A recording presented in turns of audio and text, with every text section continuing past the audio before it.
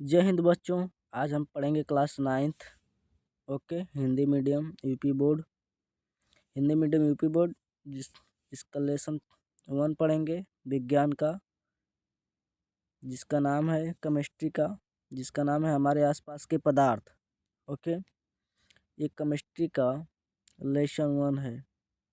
Chemistry का lesson 1 है, इसमें से पढ़ेंगे और लास्ट में आपको हर टॉपिक के परिभाषा और आप सबको यहाँ पे परिभाषा के साथ साथ लास्ट में आपको सब क्वेश्चन आंसर मिलेगा। लास्ट में क्वेश्चन आंसर मिलेगा, आप धैर्य रखें और हर टॉपिक वाइज आप समझते चलें। हर टॉपिक वाइज आपको समझते चलें। ओके, क्लास को आगे बढ़ाते हैं।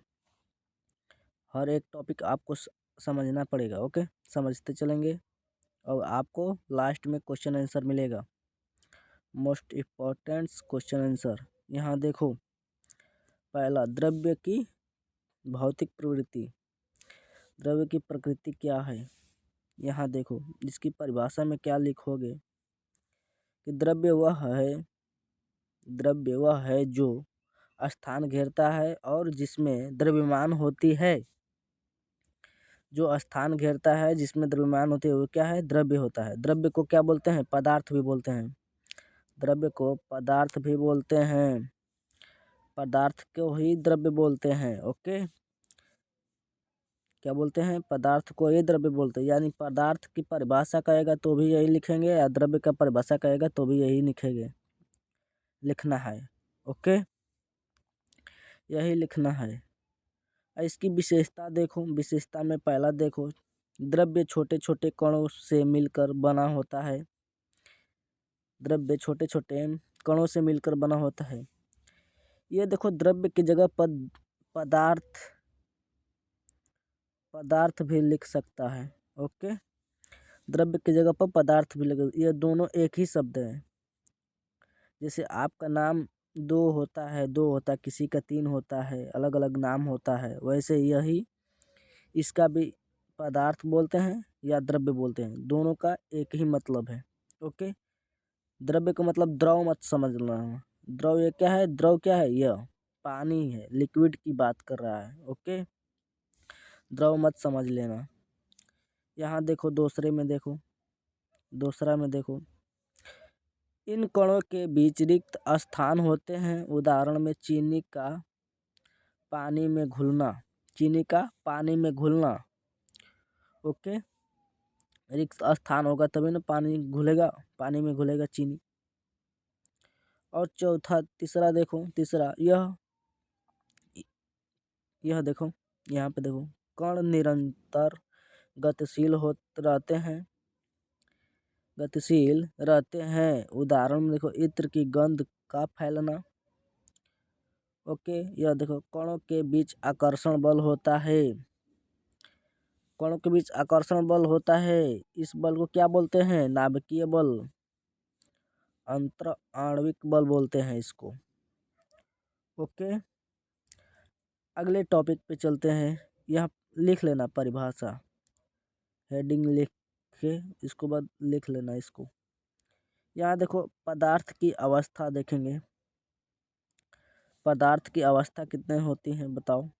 पदार्थ या द्रव्य की अवस्था। द्रव्य ठोस होता है, क्या होता है, ठोस होता है। एक द्रव होता है, एक गैस होता है। और चौथा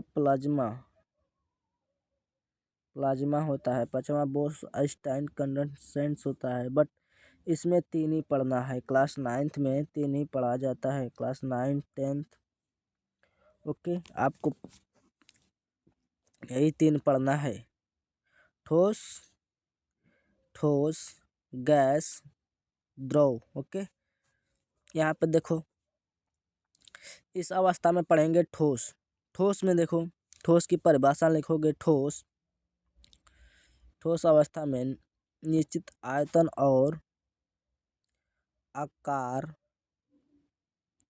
आकार व आयतन वाली अवस्था होती है। मतलब इसमें क्या होगा, दोनों आकार व आयतन दोनों निश्चित होगा ठोस पदार्थ में। ओके, इसकी विशेषता देखो, कणों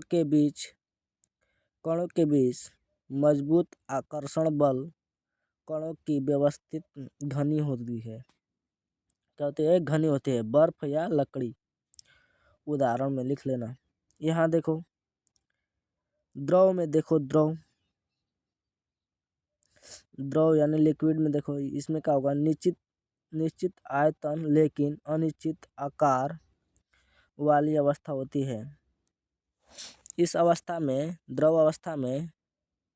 द्रव की अवस्था निश्चित आयतन और अनिश्चित आकार होता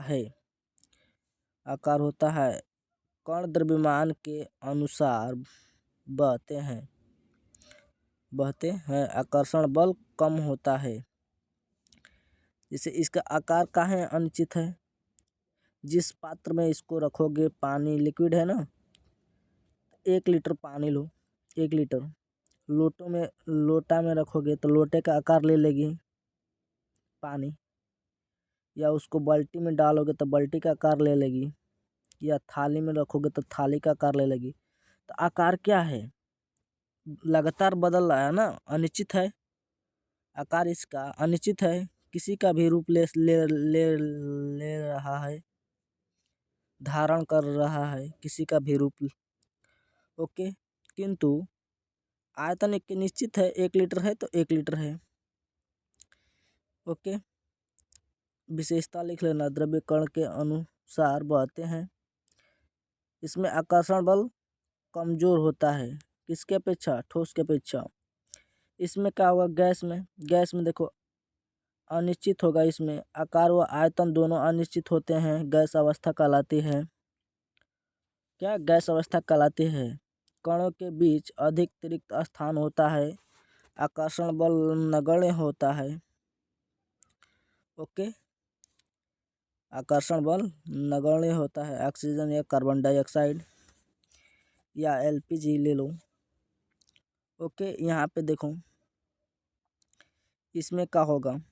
इसमें 5 ग्राम गैस लोगे, 5 ग्राम गैस लोगे, एक 15 लीटर के सिलेंडर में भी 5 ग्राम गैस पूरा भरा रहेगा, या उसको 5 ही ग्राम गैस को एक मकान में, अपने मकान में उसको छोड़ दो तो पूरा मकान भर जाएगा। ओके, तो क्या होगा? इसका आकार व निश्चित दोनों निश्चित नहीं है, अनिश्चित है। ओके, आगे बढ़ते हैं। यहाँ देखो, अवस्था परिवर्तन अवस्था परिवर्तन, स्टेट चेंज। यहाँ देखो, पहला गलन में क्या होता है? गलन में लिखो, गलन लिख लेकर इसको हेडिंग बनाकर उसके बाद इसकी परिभाषा लिख लेना। वीडियो को रोकना और इसकी परिभाषा सहित लिख लेना कि आपको याद करने में आसानी हो। क्लास को अपने साथियों को शेयर करें कि उनका भी नोट्स बन सके। ओके, यहाँ देखो, गलन में देखो, मेल्टिंग। गलन में क्या बोलते हैं? ठोस से द्रव में परिवर्तन होता है। ठोस से द्रव में परिवर्तन होता है। जैसे बर्फ का पानी बनना क्या है? गलन है, क्योंकि वो पिघल रहा है। क्या है? गलन है। गलनांक क्या कर? वह तापमान जिस पर ठोस पिघलता है, किस पर पिघलता है? 0 डिग्री सी पर। किस पर? 0 डिग्री सी पर पिघलता है ठोस। ओके, गलनांक बोलते हैं। गलन किसको बोलते हैं? जब चेंज होता है, ठोस से द्रव में परिवर्तन क्या बोलते हैं? गलन बोलते हैं। जिस ताप पर ठोस पिघलता है उसको गलनांक बोलते हैं। ओके, इतना समझ में आ गया होगा। यहाँ देखो, अब वाष्पीकरण देखो। वाष्पीकरण में द्रव से गैस में परिवर्तन होता है। द्रव से गैस में परिवर्तन होता है। उदाहरण में पानी का भाप बनना। जैसे आप सबके घर पे चावल बनता है ना, तो पानी से भाप बनता है। ओके, वही बात कर रहा है। तो यहाँ पे क्वथनांक की बात कर रहा है। क्वथनांक तो वह तापमान जिस पर द्रव उबलता है मतलब खौलता है। देखिए, तो हम लोग भोजपुरी में कहला जा अदहन। ओके, जब खाना बनाते हैं तो क्या होता है, पानी खौलने लगता है, तब चावल पड़ता है ना, उसी को बोल रहा है। द्रव उबलने लगता है, उस ताप को क्या बोलते हैं, क्वथनांक। किस पर, कितने डिग्री सी पे, 100 डिग्री सी पे उबलने लगता है। ओके, आगे बढ़ते हैं। उसको क्वथनांक बोलेंगे, जिस पर पिघलेगा उसको वाष्पीकरण बोलेंगे। द्रव जिस गैस में परिवर्तन होगा तो उसको वाष्पीकरण बोलेंगे।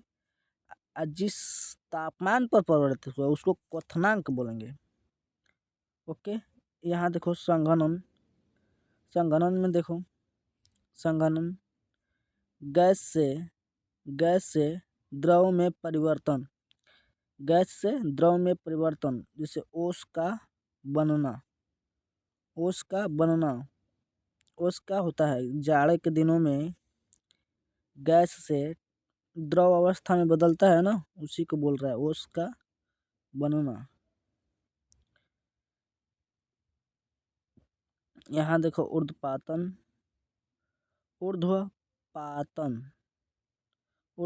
में देखो, यहाँ पे यह इस प्रक्रिया में ठोस सीधे गैस अवस्था में परिवर्तन हो जाता है। उसको क्या बोलते हैं, ऊर्ध्वपातन प्रक्रम बोलते हैं। ओके, जैसे कपूर का जलना, कपूर ठोस अवस्था से सीधे गैस अवस्था में बदल जाता है। या डाई आइस भी एक उदाहरण है।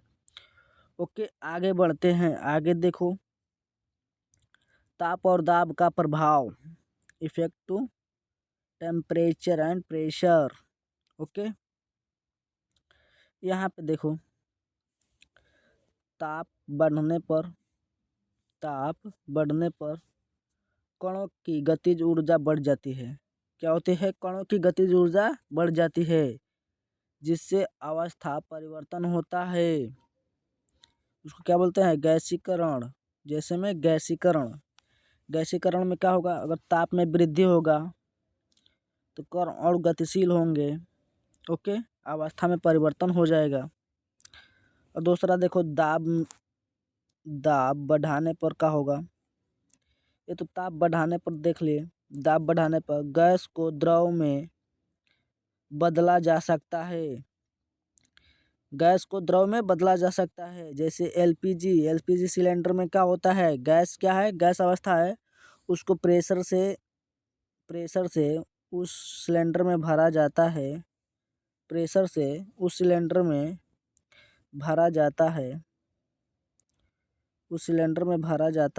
तो क्या होता है, लिक्विड अवस्था में हो जाता है, उसी को बोल रहा है। प्रेशर बढ़ाने पर क्या होगा, द्रव अवस्था में चेंज हो जाएगा। उसके बाद क्या बोल रहा है, उच्च दाब पर ठोस का गलनांक कम होता है। उदाहरण में बर्फ का स्प्लिटिंग के दौरान पिघलना। ओके, आगे बढ़ते हैं, लिख लेना। ओके, वीडियो को रोक कर लिख लेना। ओके, आगे बढ़ते हैं। वाष्पीकरण और इसके कारक पढ़ेंगे। इसके कारक कौन से हैं वाष्पीकरण के, तो परिभाषा लिखना है। वाष्पीकरण द्रव की सतह से होने वाली गैस में परिवर्तन है। क्वेश्चन, किसी भी ताप पर, कोई भी ताप हो सकता है, नॉर्मल ताप, उच्च ताप या लो ताप। ओके, वाष्पीकरण द्रव की सतह से होने वाली गैस में परिवर्तन लिख लेना। ओके, कारक में क्या होगा, पहला कारक ताप होगा, दूसरा का कारक सतह का क्षेत्रफल, तीसरा आर्द्रता, क्या होगा, आर्द्रता, उसके बाद हवा की गति, चौथा।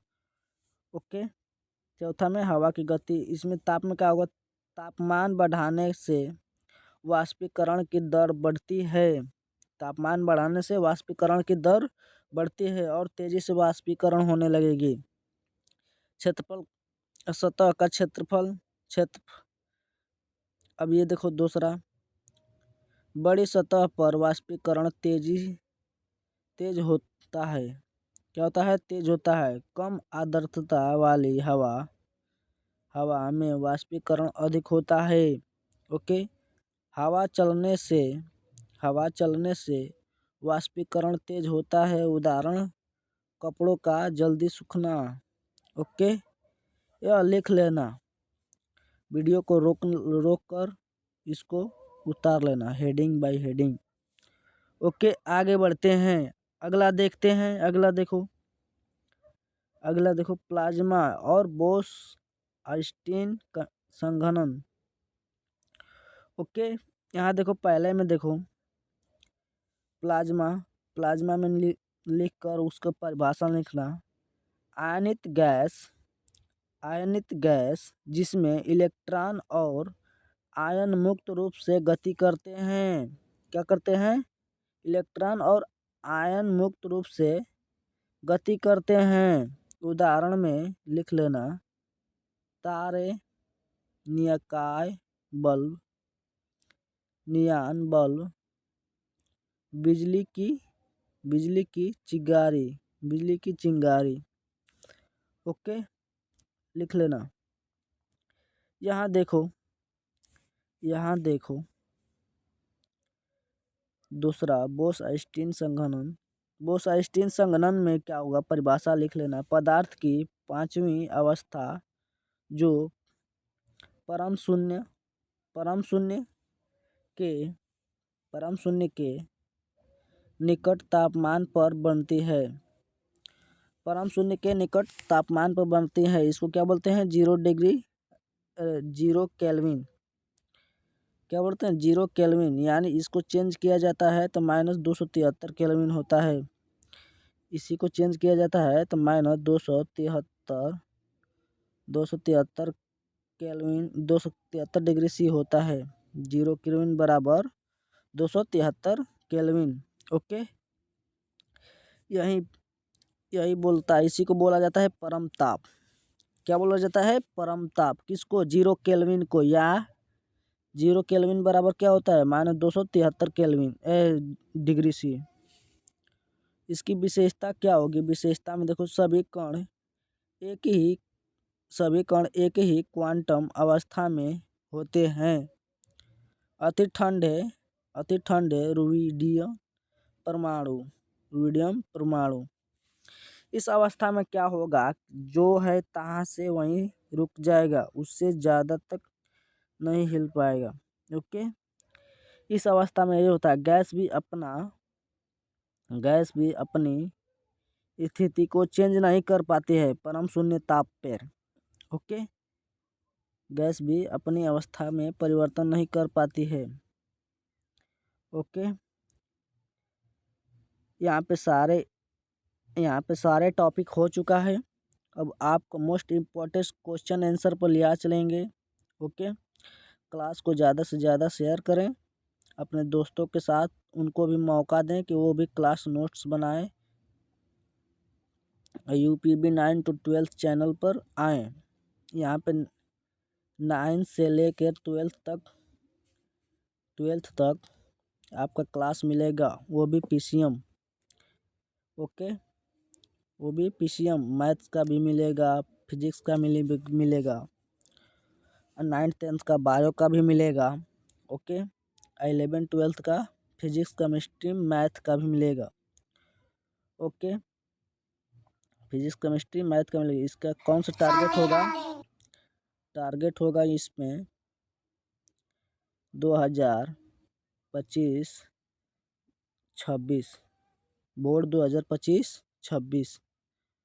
ओके 2025-26। आगे बढ़ते हैं, आपको क्वेश्चन आंसर दिखाते हैं। क्वेश्चन आंसर देखो, मोस्ट इम्पोर्टेंट क्वेश्चन आंसर करना है। यहाँ पे क्या आएगा, आपको दिखाते चलेंगे, आप वीडियो को रोकना और लिखते चलना। ओके, यहाँ देखो, द्रव्य के कणों की क्या विशेषता होती है, आपको बता दिया गया है। द्रव्य की कणों की विशेषता लिख लेना। ओके की क्या लिखोगे, द्रव्य के कण अत्यंत सूक्ष्म और निरंतर गतिशील होते हैं। ओके, दूसरा लिखना, बीच रिक्त स्थान पाया जाता है, इसमें इसके बीच आणविक आकर्षण बल होता है, लिख लेना। आगे बढ़ते हैं, दूसरे पर देखो, दूसरा क्वेश्चन आंसर, ठोस द्रव गैस में अंतर स्पष्ट कीजिए या अंतर लिखिए, आ जाएगा तो लिख लेना। ओके, इसमें क्या लिखोगे, आकार व आयतन निश्चित होता है, इसमें लिखोगे कण कण पास पास होते हैं।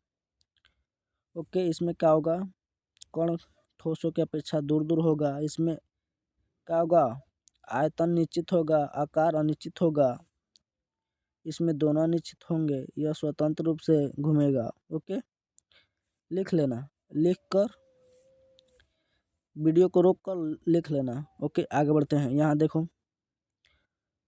ऊर्ध्वपातन किसे कहते हैं, उदाहरण दीजिए। ऊर्ध्वपातन अभी बताया गया है, ऊर्ध्वपातन लिख लेना, उसकी परिभाषा ही है, उसी का परिभाषा ही लिख लेना। उसके बाद कपूर का वाष्पीकरण लिख लेना। ओके, डाई आइस लिख लेना। डाई आइस को क्या बोलते हैं, ठोस, CO2, उसमें गैस भी होता है CO2 का। ओके, CO2 का ठोस डाई आइस बोलते हैं। ओके, यहाँ पे देखो, आगे बढ़ते हैं, दाब बढ़ाने पर गैस का आयतन क्यों घटता है, लिख लेना। दाब बढ़ाने पर गैस के कणों के बीच रिक्त स्थान कम होता है, जिससे गैस संपीड़ित होकर द्रव या ठोस में बदल जाती है, जिसमें LPG गैस दाब पर द्रवित हो जाती है। ओके, लिख लेना। आगे बढ़ते हैं, आपका ज़्यादा समय नहीं लेते हुए आगे बढ़ते हैं। ज़्यादा से ज़्यादा शेयर करें कि आप सबका दोस्त को भी नोट्स बन सके। और इस यहाँ पे मोस्ट इम्पोर्टेंट्स हर क्लास का मिलेगा। यहाँ पे फिजिक्स कंप्लीट करा दिया गया है, अब जाइए प्लेलिस्ट में क्लास 9th का कंप्लीट देख लेना। ओके, आप जाना प्लेलिस्ट में क्लास 9th का फिजिक्स पढ़ चुका है। ओके, फिजिक्स पढ़ चुका है हर लेसन का, आप जाइए उसमें से देखिए, उसमें भी मोस्ट टॉपिक वाइज समझाया गया, उसके बाद लास्ट में क्वेश्चन आंसर कराया गया है। ओके, यहाँ देखो, वाष्पीकरण को प्रभावित करने वाले कारक लिखिए। तो कारक आपको बता दिया गया था, 4 है, लिख लेना 4। ओके, आगे बढ़ते हैं, क्लास को ज़्यादा से ज़्यादा शेयर करें। ओके, आपको प्लेलिस्ट में जाना, पढ़ लेना फिजिक्स, सारा चैप्टर पढ़ाया गया है, ध्वनि से लगाकर गति तक। ओके, यहाँ देखो गलनांक और क्वथनांक क्या है। गलनांक और क्वथनांक क्या है, गलनांक में आपको बता दिया गया था। गलनांक वह निश्चित ताप जिस पर ठोस पिघलकर द्रव बनता है, जिस ताप पर बनता है उसको क्या बोलते हैं, गलनांक। क्वथनांक जिस पर उबलता है, जिस ताप पर द्रव उबलकर गैस में बदलता है, उसको क्या बोलते हैं, क्वथनांक, जैसे में यह बताया गया था। ओके, लिख लेना। आगे बढ़ते हैं, आगे देखो, यहाँ पे प्लाज्मा और बोस आइंस्टीन संघनन अभी आपको बताया गया था, लिख लेना। नहीं समझ में आएगा तो वीडियो को पीछे करना जिस टॉपिक पर गए थे उसको समझाया गया था, उसको उस टॉपिक से देख लेना दोबारा वीडियो को पीछे करके। ओके, आगे बढ़ते हैं। यहाँ देखो, संघनन किसे कहते हैं? दैनिक जीवन का एक उदाहरण दीजिए। मोस्ट इम्पोर्टेंट क्वेश्चन है। यहाँ देखो, संघनन किसे कहते हैं? दैनिक जीवन में एक उदाहरण दीजिए। तो इसमें क्या है? गैस का द्रव्य में परिवर्तन होता है। भाप का पानी बनना, भाप का पानी बनना।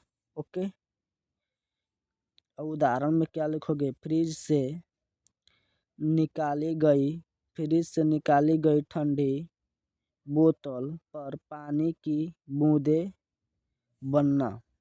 ओके, क्या लिखोगे? ये उदाहरण में लिख लेना। ओके, यहाँ देखो, मोस्ट इम्पॉर्टेंट क्वेश्चन आंसर देखो यहाँ पे। ताप बढ़ाने पर गैस का दाब में वृद्धि क्यों होता है? क्यों होता है? क्योंकि ताप बढ़ाने पर गैस के कणों की गतिज ऊर्जा बढ़ती है, जिससे वे पात्र की दीवारों से अधिक बार टकराते हैं। इससे दाब बढ़ता है। ओके, लिख लेना। आगे बढ़ते हैं। यहाँ देखो, गर्मियों में पानी मिट्टी के घड़ों में क्यों हो जाता है? ठंडा क्यों हो जाता है? क्या होता है? गर्मियों में पानी मिट्टी के घड़ों में ठंडा क्यों हो जाता है? क्योंकि लिख लेना यहाँ पे इसका आंसर कि मिट्टी के घड़े में सूक्ष्म छिद्र होते हैं जिनमें इसमें से लिखना, इनसे पानी का वाष्पीकरण होता है। क्या होता है? पानी का वाष्पीकरण होता है, जिसके लिए ऊष्मा की आवश्यकता होती है। यह ऊष्मा पानी से ली जाती है, जिससे पानी ठंडा हो जाता है। लिख लेना। Okay, most important question answer है आपका।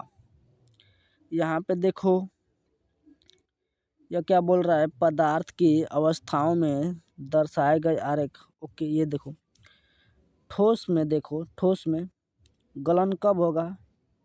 गलन बढ़ेगा तो क्या होगा? पिघलेगा। ओके, और ये क्या बोल रहा है? हिमीकरण क्या बोलते हैं? उल्टी बात बोल रहा है। गलन मतलब पिघलना होता है, हिमीकरण मतलब जमना। ओके, यहाँ देखो, वाष्पीकरण मतलब गैस में बदलता है, या संघनन में क्या होता है? पानी बनता है। ओके, आपको क्लास को ज़्यादा से ज़्यादा शेयर करना है। क्लास को ज़्यादा से ज़्यादा शेयर करना है। ओके, कि सारे यहाँ पे हर लेसन टॉपिक्स वाइज पढ़ाया जाता है। उसके बाद आपको मोस्ट इम्पोर्टेंस क्वेश्चन आंसर दिया जाता है एनालिसिस के साथ। ओके, अभी 9th 10th का पढ़ रहा है, अब 11th 12th का भी पढ़ेगा। ओके, जैसे जैसे आपको क्लास में इंटरेस्ट लेंगे, वैसे वैसे ज़्यादा आपको क्लासेस अवेलेबल करा दिया जाएगा। ओके, क्लास को अवेलेबल करा दिया जाएगा। आप क्लास को ज़्यादा से ज़्यादा शेयर करें। ओके, यहाँ पे हिंदी मीडियम के लिए बच्चों के लिए पढ़ाया जाएगा। क्लास को यहीं विराम देते हैं। जय हिंद, जय भारत।